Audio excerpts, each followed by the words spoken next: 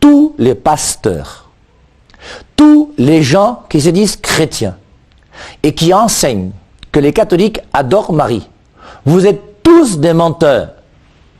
Il faut que les choses soient claires. Et vous n'avez pas le droit, vous êtes malhonnêtes, vous êtes des gens nuisibles. Vous n'avez pas le droit de dire qu'un catholique adore Marie, parce qu'il n'y a pas d'adoration de Marie chez les catholiques. Vous allez comprendre ça comment? Tordu. Je vous ai parlé un jour du caillou qui vit.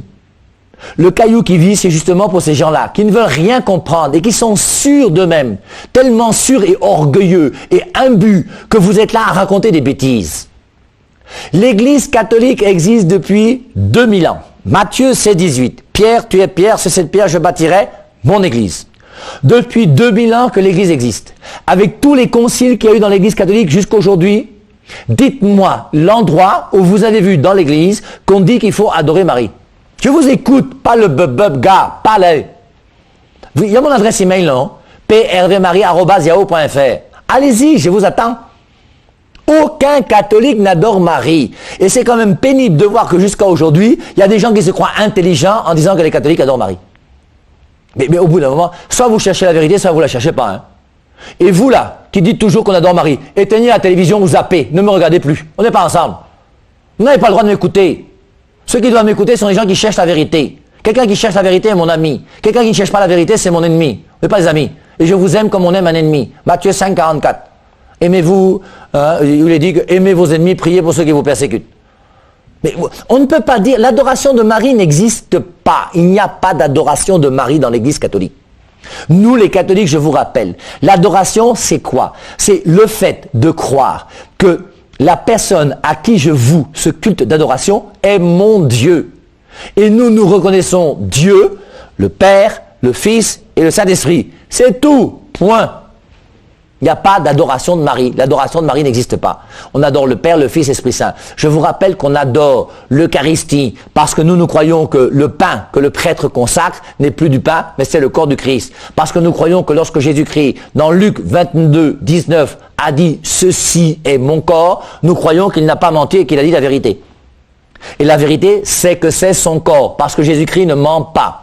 Il a pris du pain, ceci est mon corps. Et quand il dit ceci est mon corps, c'est son corps. Si vous ne comprenez pas, relisez Jean 6, 51, 58. Lorsque dans Jean 6, 51, il est dit, je suis le pain descendu du ciel. Celui qui mangera de ce pain vivra éternellement. Et le pain que je donnerai, c'est ma chair pour la vie du monde. Verset 52. Les Juifs disent, comment cet homme-ci peut-il nous donner sa chair à manger? Et les Juifs ont compris que Jésus-Christ veut donner sa chair à manger. Mais c'est clair, c'est net, c'est biblique. Verset 53, celui qui ne mange pas ma chair et qui ne boit pas mon sang n'a pas la vie. 54, celui qui mange ma chair et boit mon sang a la vie éternelle et je le ressusciterai au dernier jour. 55, car ma chair est une vraie nourriture et mon sang est une vraie boisson. 56, vous lisez aussi. Et vous voyez que Jésus-Christ nous donne sa chair et son sang. Et Luc 22, 19, ceci est mon corps, c'est son corps. Et le corps de Jésus, c'est Jésus. Et là où est Jésus, eh bien on adore Jésus qui est Dieu. On adore le Père, on adore le Fils, on adore l'Esprit Saint. C'est pour ça que dans l'Église catholique, il y a l'adoration du Saint-Sacrement. On met le Saint-Sacrement dans ce qu'on appelle un ostensoir. On met sur l'autel, on met quelques bougies là, et on se prosterne et on adore notre Dieu. Voilà l'adoration chez nous les catholiques. Tout le reste là, c'est ce que vous inventez au quartier. Donc, et l'adoration de Marie n'existe pas. L'adoration est réservée à Dieu et à Dieu seul. Mais nous avons dans l'Église catholique l'adoration qui est réservée à Dieu et un culte qui est réservé aux saints. Et ce qu'on appelle le culte de Dully. Le culte réservé à Dieu, c'est le culte de latrie, dans lequel il y a l'adoration. Et le culte de Dully, c'est un culte qui est réservé aux saints. On s'est aperçu qu'en allant prier sur la tombe de telle ou telle personne a guéri. On s'est aperçu qu'il y a des saints et des saintes qui font des miracles. Et on a une dévotion qui est née par rapport à ces saints et ces saintes. Et parmi ces saints, il y a donc le culte de Dully, et il y a un culte d'hyper-Dully qui est réservé à Marie.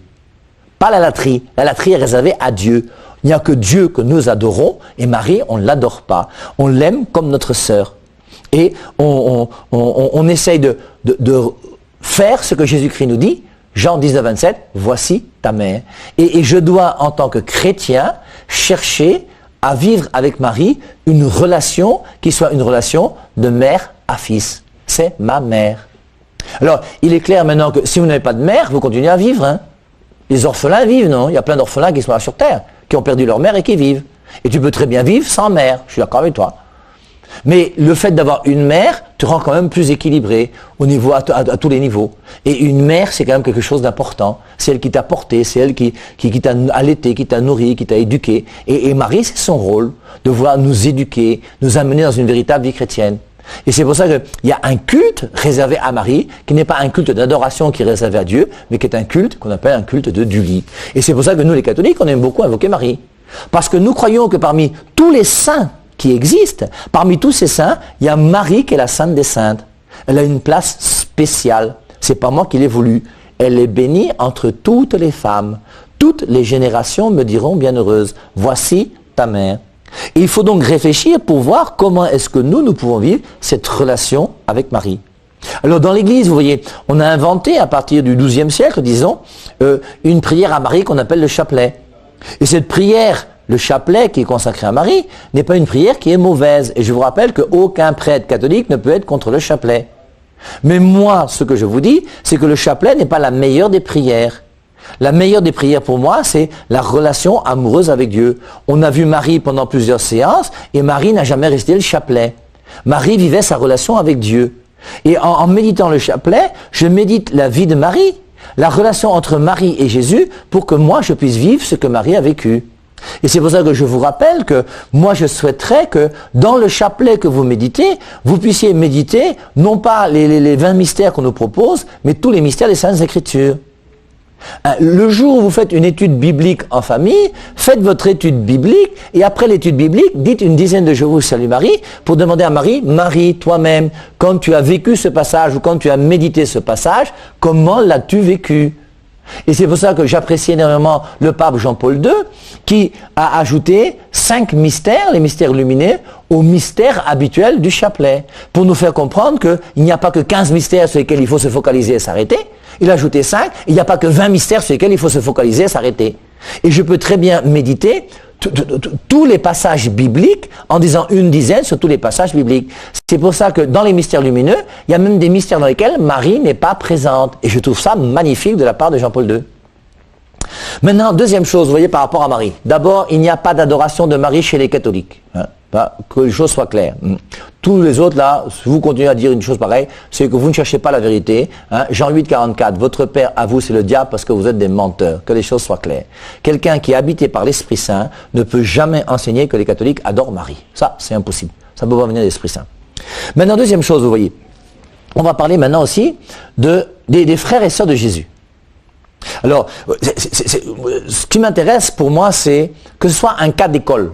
Ça veut dire que ce qu'on va faire là, c'est ce que vous pouvez faire avec tous les reproches qu'on fait à l'Église catholique.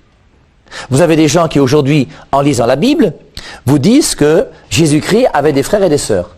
Et ils vous disent ça pourquoi? Parce qu'eux-mêmes ont lu dans la Bible que Jésus-Christ avait des frères et des sœurs.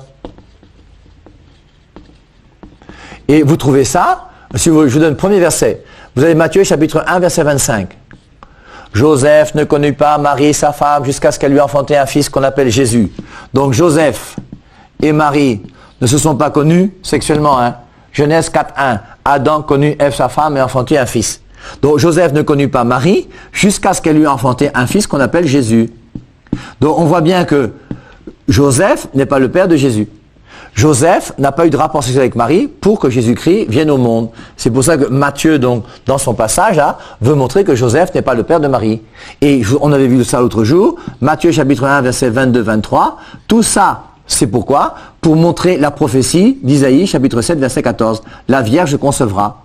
Et Matthieu veut montrer que la Vierge qui doit concevoir, c'est Marie. La preuve, c'est que Joseph n'a pas eu cet enfant avec Marie. Il ne reconnaît pas la paternité de l'enfant. C'est pour ça qu'il va chercher à répudier Marie. Et en cherchant à répudier Marie, il montre que je reconnais que c'est pas moi le père de l'enfant. Et Marie est bien donc la Vierge qui devait concevoir. Et ensuite donc, si Joseph et Marie ne se sont pas connus jusqu'à ce que lui enfante Jésus, se sont-ils connus après? Et forcément, vous voyez, quand vous voyez, j'ai un verset comme celui-ci. Alors, ça ne veut pas dire que Jésus-Christ a eu des frères et des sœurs, c'est clair. Ça montre simplement que Joseph et Marie n'ont pas eu de relation sexuelle tant que Jésus-Christ n'est pas né. Mais après la naissance de Jésus, habituellement, un homme et une femme qui se marient, forcément, ont tous des enfants. Ou cherchent tous à avoir des enfants. Et c'est pour ça que Normalement, ils ne se sont pas connus avant, on est d'accord, mais après. Et habituellement, un homme et une femme qui habitent ensemble, eh bien, c'est pas pour se regarder dans les yeux. Je vous rappelle que moi, je n'ai jamais béni, quand j'ai béni une maison, une chambre à coucher dans laquelle il y a 2 lits avec une ligne blanche au milieu. Avec le mari qui dort d'un côté, la femme qui dort de l'autre. Et ce soir, chacun dans sa ligne dit « Bonsoir chérie, à demain ». Jamais. Forcément, c'est un lit commun. Et quand un homme se marie avec une femme, normalement, on attend les enfants. Donc, jusqu'à ce que Jésus-Christ soit né, qu'il n'ait pas eu de rapport sexuel, il n'y a pas de souci. Mais après, donc la question se pose. Deuxième référence maintenant, c'est Marc, chapitre 6, verset 3. Avant ça, Luc, chapitre 2, verset 7. Dans Luc 2, 7, il est dit, Marie emmaillota son fils premier-né. Luc 2, 7 ne dit pas Marie emmaillota son fils unique. Marie emmaillota son fils premier-né. Si c'était le fils unique, ce serait facile, non? Mais la Bible dit que Marie emmaillota son fils premier-né. Si c'est le premier, c'est qu'il doit y avoir un deuxième.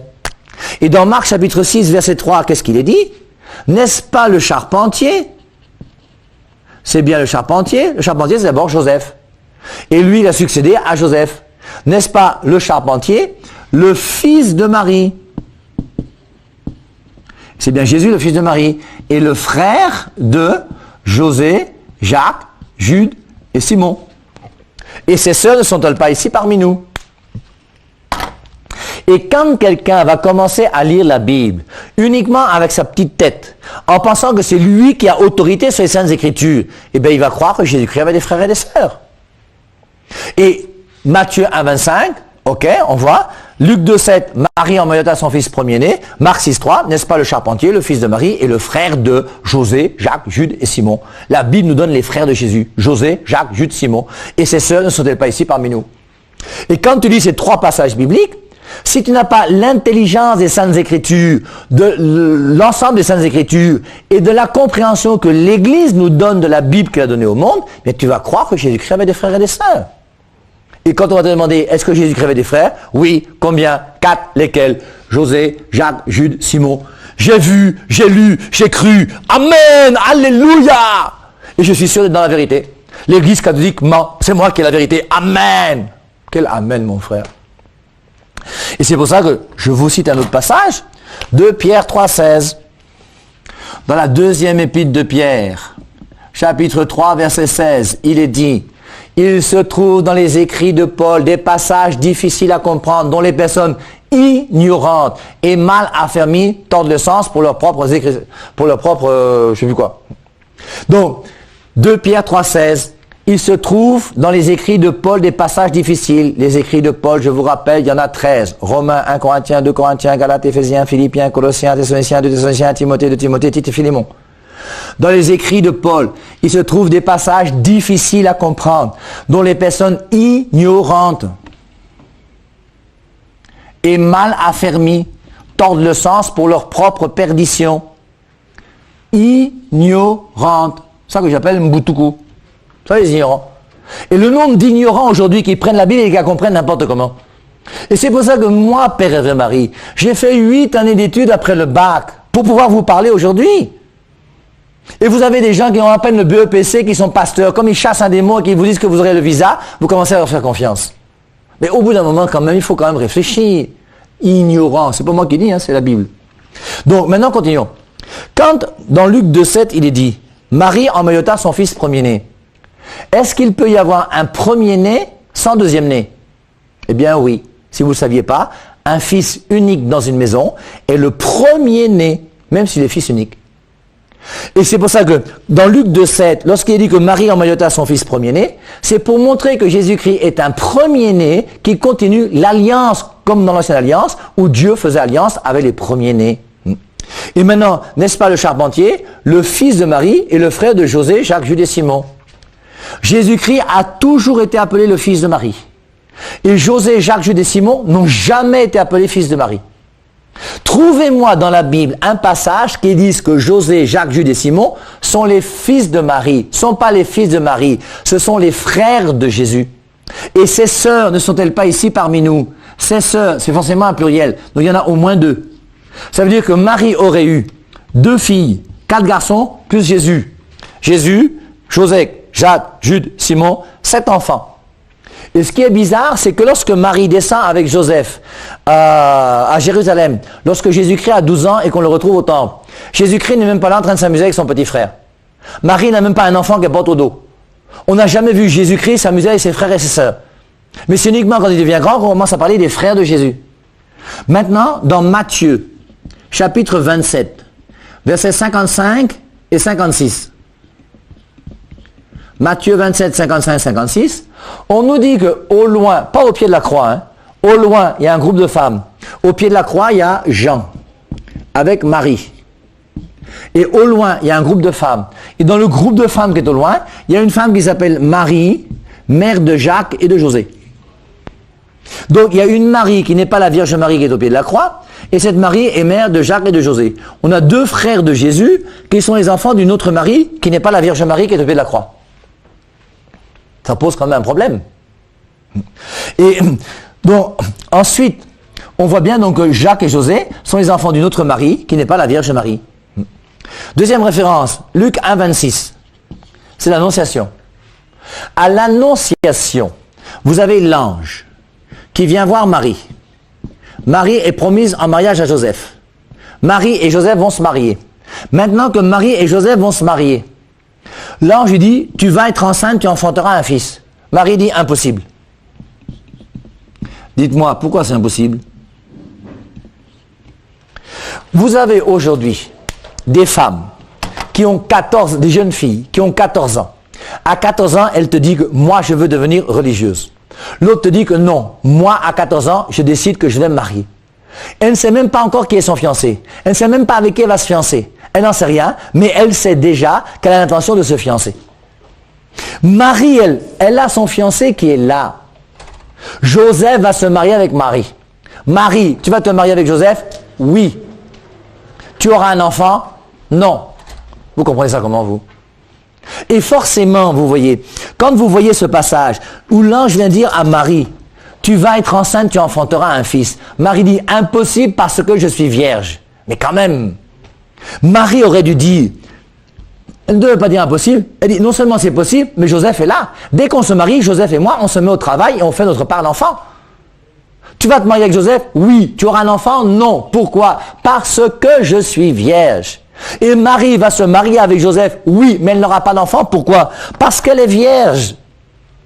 Quand Marie dit impossible parce que je suis vierge, mais qu'est-ce que ça veut dire? Tout d'abord, toutes les femmes de la terre naissent vierges. Est-ce que parce qu'une femme est née vierge, ça l'empêche d'accoucher demain? Jamais. On est d'accord? Une femme peut même rester vierge jusqu'au jour du mariage. Je vous rappelle que c'est ce que l'Église recommande. Hein. Restez vierge, vous les garçons comme les filles, jusqu'au jour du mariage chrétien. Une femme peut rester vierge jusqu'au jour du mariage. Ça va l'empêcher d'accoucher ensuite? Jamais. Quelle est donc la virginité qui va empêcher Marie d'accoucher alors qu'elle va se marier avec Joseph? C'est simple. C'est que Marie, tout en se mariant avec Joseph, sait qu'elle a l'intention de rester vierge. Et Joseph, comme on l'a vu l'autre jour, accepte d'être le chaste époux de Marie. Et Marie peut dire en toute vérité, impossible parce que je suis vierge. Je vais me marier avec Joseph, c'est vrai, mais Joseph et moi, on n'aura pas d'enfant parce que je suis vierge. Et on comprend, vous voyez, pourquoi les frères et sœurs de Jésus ne peuvent pas être les frères et sœurs de Jésus, même ventre avec Marie. Prenons encore un autre exemple, Jean 19, 27. Jean chapitre 19, verset 27. Qu'est-ce qui se passe? Jésus-Christ meurt sur la croix. Quand Jésus-Christ meurt sur la croix, en mourant sur la croix, au pied de la croix, il y a Marie qui est là avec Jean. Et Jésus-Christ dit à Jean, voici ta mère. Il dit à Marie, voici ton fils. Et la Bible nous dit, à partir de cette heure-là, le disciple a pris chez lui. À partir de cette heure-là, le disciple prend Marie dans sa maison. Ça veut dire donc qu'une fois que Jésus-Christ est descendu de la croix, une fois que Jésus-Christ est déposé au tombeau, maintenant que Jésus-Christ est déposé au tombeau, on va rouler la pierre et Marie ne va pas aller habiter seule, Marie va aller habiter chez Jean. À partir de cette heure-là, le disciple a pris chez lui. Et on a donc Jean qui va prendre Marie dans sa maison. Imaginez, mes amis, que José, Jacques, Jude et Simon soient réellement les enfants de Marie. L'histoire là allait se passer comment? tu apprends que Jésus-Christ meurt. Jésus-Christ, fils de Dieu qui est Dieu. Ton frère, toi José, Jacques, Jude, Simon, tu apprends que Jésus-Christ est crucifié et qu'il est mort. Mais tu fais comment? Mais tu viens assister au deuil. Tu vas accompagner ta mère. Et forcément, José, Jacques, Jude et Simon devaient le soir même se retrouver à la maison avec Marie pour préparer le deuil et se consoler. Et imaginez que José, Jacques, Jude et Simon arrivent à la maison. Ils s'aperçoivent que Marie n'est pas là, mais qu'elle est partie habiter chez Jean. Mais qu'est-ce qu'ils vont faire? Direction Jean. Ils vont dire, Jean, merci d'avoir gardé Marie pendant quelque temps. Maintenant, maman, on est déjà là. Prends ton sac, on rentre à la maison. Et il est clair que José, Jacques, Jude et Simon, s'ils étaient les vrais fils de Marie, n'auraient jamais accepté que Marie aille habiter chez Jean. Jésus-Christ n'aurait jamais donné sa mère à Jean si Jésus-Christ avait des frères et des sœurs. Et c'est pour ça qu'au bout d'un moment, il faut quand même qu'on essaie de comprendre les Écritures d'une manière vraie. Donc, quand on parle des frères et sœurs de Jésus, il faut comprendre que les frères et sœurs de Jésus, ce sont ses frères du village. Et que Marie n'a pas accouché d'autres enfants que Jésus. Marie a un seul fils qui est Jésus. Et en plus, vous voyez, mettez-vous à la place de Joseph. Tu as une femme qui a été choisie par Dieu. Marie qui aime aussi beaucoup Dieu. Marie et Dieu s'organisent ensemble. Le Fils de Dieu arrive. Toi-même, tu peux manger la nourriture des grands. Tu vas faire comment pour essayer toi aussi maintenant de t'amuser avec Marie qui est la femme que Dieu a choisie. Entre Dieu et toi, il y a match. Mais quand même, Marie n'est pas une femme qui fait des enfants comme ça en désordre avec n'importe qui et n'importe quand. Et c'est pour ça que Marie consacrée à Dieu a fait un... Il y a une question que les jeunes posent souvent en catéchèse.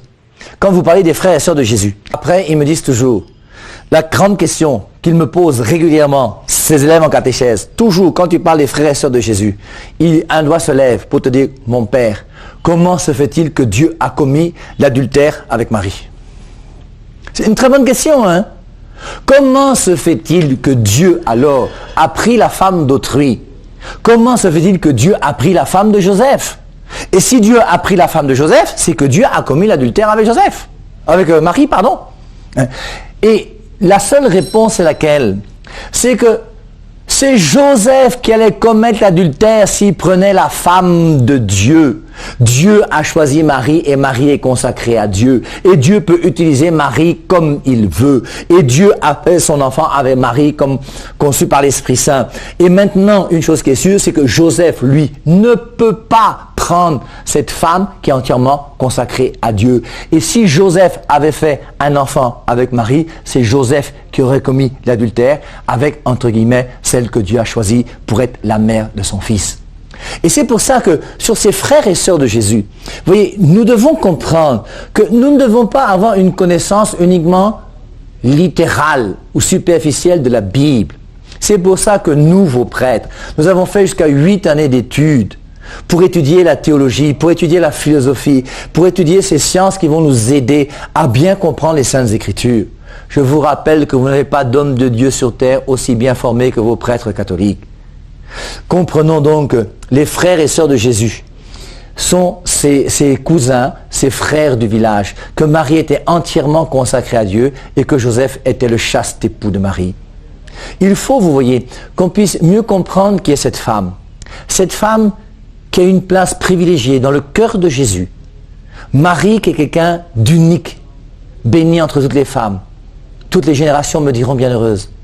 Et cette femme qui est donnée comme mère, pour que nous aussi nous puissions vivre ce qu'elle a vécu. Il faut que les frères et sœurs de Jésus nous fassent comprendre que le véritable frère de Jésus, la véritable sœur de Jésus, mère de Jésus, je vous rappelle Luc 11, 27.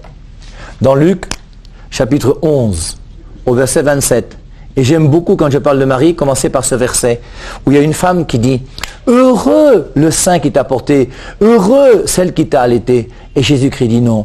Heureux, non pas ma mère qui m'a accouché, heureux plutôt ceux qui écoutent la parole de Dieu et qui la mettent en pratique. Et l'important pour Marie, ce n'est pas premièrement d'avoir accouché Jésus, même si c'est formidable et un plan particulier pour Marie. Mais la chose importante, c'est que Marie elle-même a mis en pratique cette parole et a vécu avec Jésus-Christ la vie la plus belle qui soit. Et elle nous a donné comme mère pour que nous-mêmes, nous puissions vivre ce que Marie a vécu. Aimons Marie, prions-la, n'ayez pas peur, elle vous conduira à Jésus. Marie, son bonheur, c'est que nous soyons vraiment des amis de Jésus, son Fils. Loué soit Jésus-Christ.